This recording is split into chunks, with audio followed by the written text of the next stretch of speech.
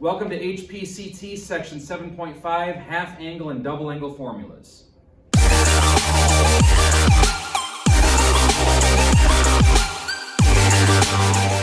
Okay, 7.5 half and double angle formulas. For those of you online, I wrote everything down. You can pause the video and write it all down in your notes and so forth. But we have four. There are going to be five. I have some open space left here. I'm going to put one more double angle theorem, double angle formula here in this open space. That's going to be one of my examples. And then there are four half angle formulas that we can use in order to get the exact values. And we'll go up to the first example, which tells me that I know sine is going to be 5 over 13.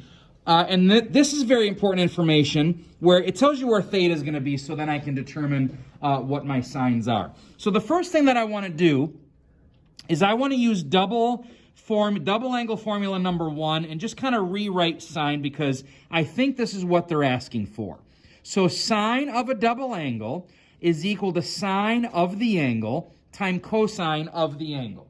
So this is kind of where I'm going to try to figure out what this is going to be as an exact value. Could I type this in a calculator and get a decimal? Yes, but I want it to be exact for obvious reasons. So I can bring down the 2. The sine was given to me. That's 5 over 13. Cosine is missing. All right, so that's the problem. We have to go ahead and use our methods to try to figure out what the cosine is going to be. I feel like it's always worth it to kind of think about the circle and figure out what the values are. In this case, sine is always represented as y over r. Okay? We kind of think about my angle theta is going to be between pi over 2 and pi, right? And so this is going to be between these two values right here, which would be in quadrant 2. Okay, and kind of bring this down. Sine of my angle is 5, so my y value is 5, and my r value is 13.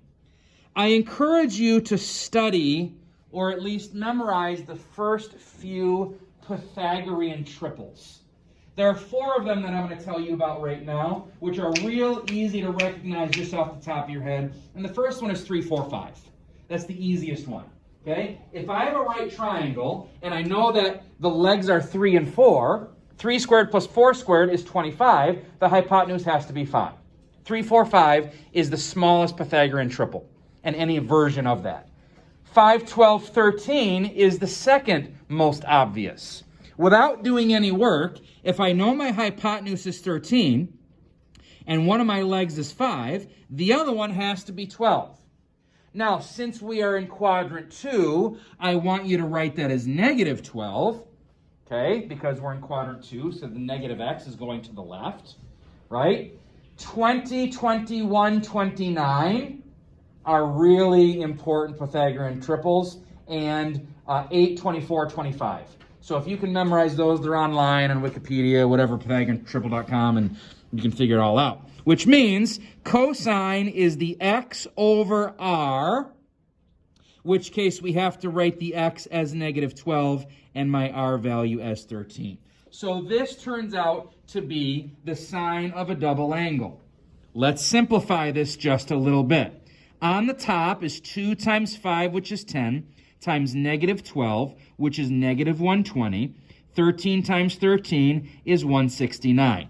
Can that be reduced? Absolutely not. The reason I know that is because the prime factorization of 169 is 13 times 13, and 13 does not go into 120, so we are done. Let's move on to part B, cosine of 2 theta. Now, we have a lot of options here from what we have listed in the double angle. Let's just do the easiest one. We want to use cosine and sine for the second one. I'm going to elect to use 1 minus sine squared of theta, because I only have one thing to plug in. So let's plug in sine theta, which is going to be 5 over 13. That was given to me, and I'm going to square that number. Remember, sine squared, move this up so everyone can see, sine squared of theta is the same as sine of theta squared. 5 squared is 25, 13 squared is 169. And we're missing something here, aren't we? It's 2 sine theta. So let me throw a 2 out here in the front. Let me throw a 2 out here in the front. Let me throw a 2 out here in the front like this, which means 2 times 25, we're going to represent that as 50. So that's going to be 50 over 169. And kind of what I think about is 169 over 169, which is 1. Okay, sort of the common denominator. And then 169 minus 50 is 119. And then I have 169 on the bottom. Can that be reduced? Well, no, it cannot. And I know because the prime factorization of 169 is 13 times 13. Does 13 go into 119? I have no idea. But I know 13 goes into 130 10 times. And 119 is 11 away. So that cannot be reduced. And so we are done. So that's how we can use the double angle formulas. Let's move on to something a little bit faster and easier in example 2. I want to take tan of 2 theta, which we do not have at the top of the screen, at the top of the page on our list, and we are going to develop a formula. We're going to do this one on our own. We're going to develop a formula in terms, in terms of tangent of theta. And we'll look at this in its entirety and see if we can figure this out. Now, one thing that we do know is that theta, or 2 theta, is theta plus theta. So over here, I'm going to write this as tangent of theta plus theta. Theta plus theta, which is 2 theta. Okay? And I have something called a tangent sum formula, which comes from the last section. I'm going to rewrite tangent of theta plus theta as the tangent sum formula, which is tangent theta plus tangent theta over 1 minus, remember the bottom is opposite, tangent of theta times tangent of theta. And now all we have to do is simplify it, and I think we're done. What do we have on the top? Tangent theta plus tangent theta, I could write as 2 tangent theta. And what do we have on the bottom? Tangent theta times tangent theta is going to be tangent squared of theta. Bless you. So that means that tangent of 2 theta is equal to this. Can that formula be simplified in any way? Could I cancel out one of the tangents here? Absolutely not. Since this is subtracted from 1, if this was multiplied, I could cancel something out. But since this is subtracted from 1, I can't cancel out anything there. And so I think I'm done with that. I want to go ahead and go back up to the top of the screen, to the top of the page, and put our double angle for tangent in here so we can refer back to it later. I just wanted to show you how we can incorporate more than one formula at a time. Let's put this as 2 tangent theta over 1 minus tangent squared of theta. And we could use that at any time as well. 2 more examples to go, and we are all set. Next page, please, because I ran out of room. Okay? Example 3. Use a half angle formula to find, let's just do one of these today, cosine of 15 degrees. Cosine of 15 degrees. Well, as a half angle formula, what would it be wise to think of as 15 if I'm using a half angle formula? How about 30 divided by 2? I love that. So let's rewrite this as 30 divided by 2. Which makes some sense because I know cosine 30. It's all over my unit circle, which if you don't have it out, it might be a good time to use that unless you have 30 memorized.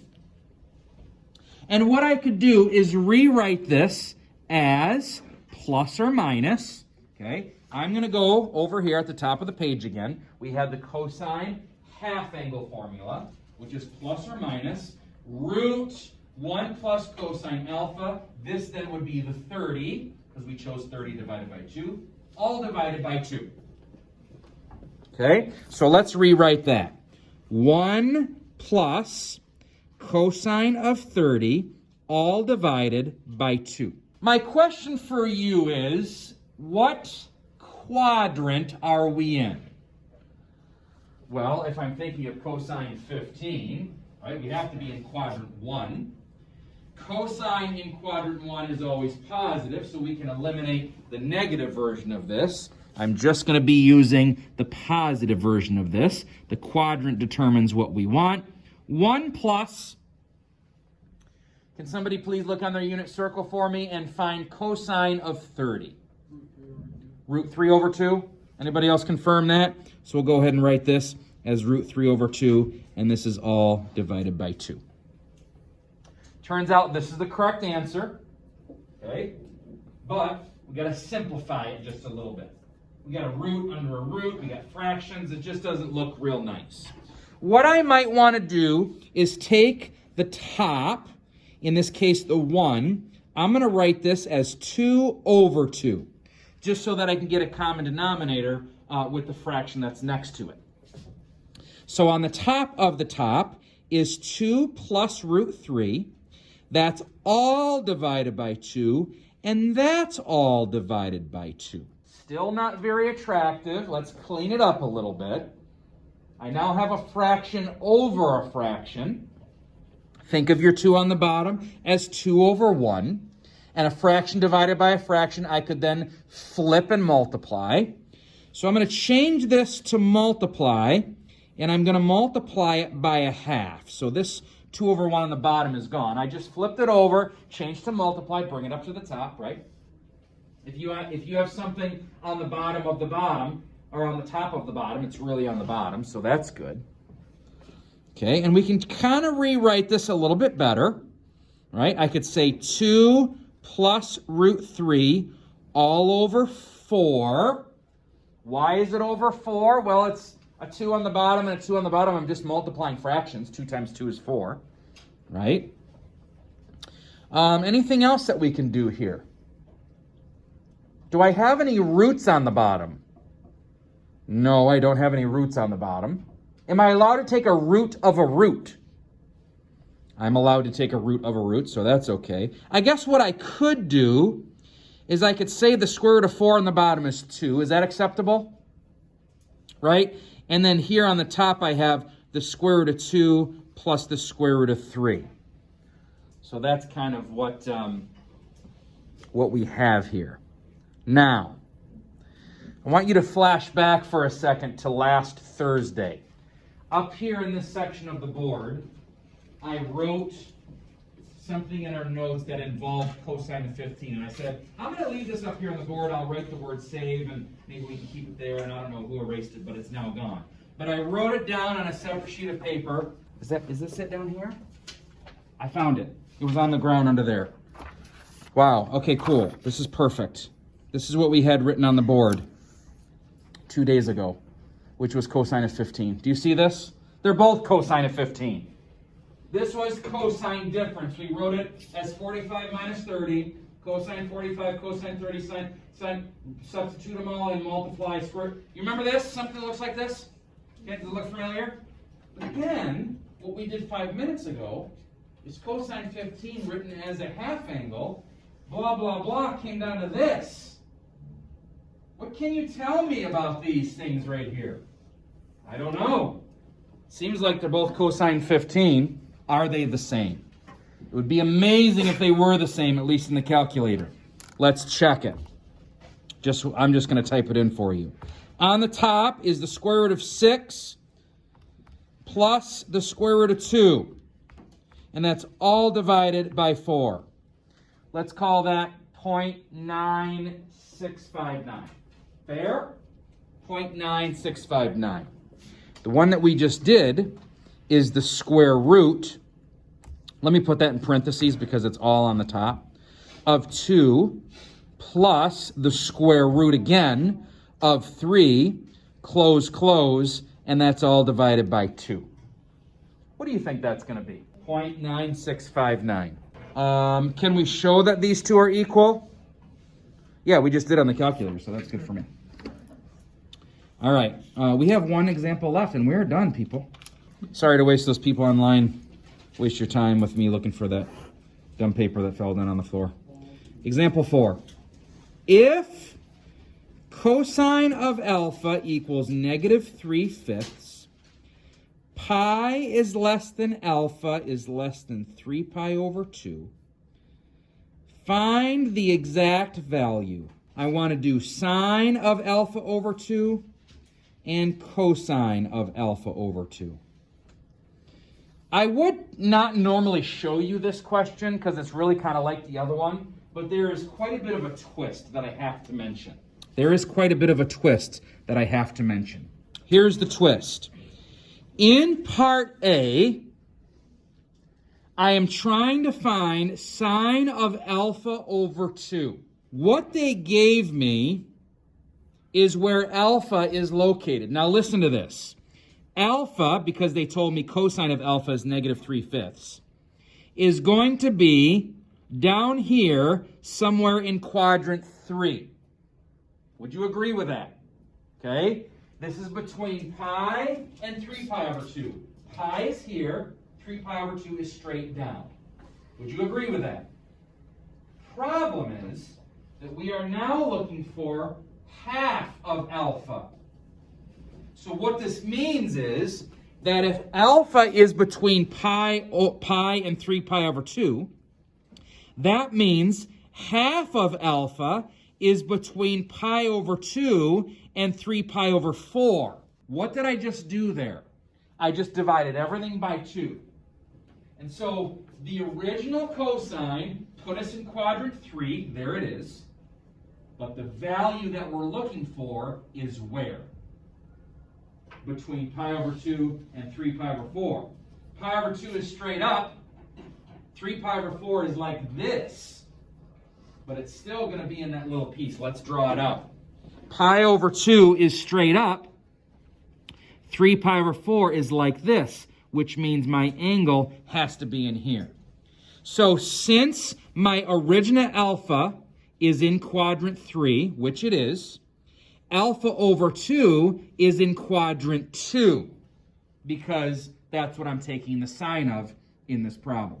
Just be careful of that. So now, the good thing is they gave me cosine of alpha. So sine of alpha over 2 is plus or minus 1 minus cosine of alpha, all divided by 2. Do I want the positive or the negative of this formula? Well, let's see. What I want, it has to be somewhere in this little piece. All students take calculus. Students is up here, which means sine is positive in quadrant 2, which means I have to use the positive. Notice if you use this one right here, between pi and 3 pi over 2, that puts me down here. What is sine in quadrant 3? That's negative, so be careful with your signs. Okay? So in this case, we're going to do positive, the square root of 1 minus 3/5, all divided by 2, which is the square root of what? 8/5, all divided by 2, which is what? The square root of 4/5, which is 2 over the square root of 5, which is 2 root 5 over 5. I did that kind of fast because the bell's going to ring. This is over. I want to give you 7 problems to work with for tonight. Page 469 to 470, numbers 7, 9, 29, 31, 41, 47, and 65. Those are your 7 questions that I'd like for you to do. Please try them. Please do them. Give yourself the opportunity to make mistakes and be smart.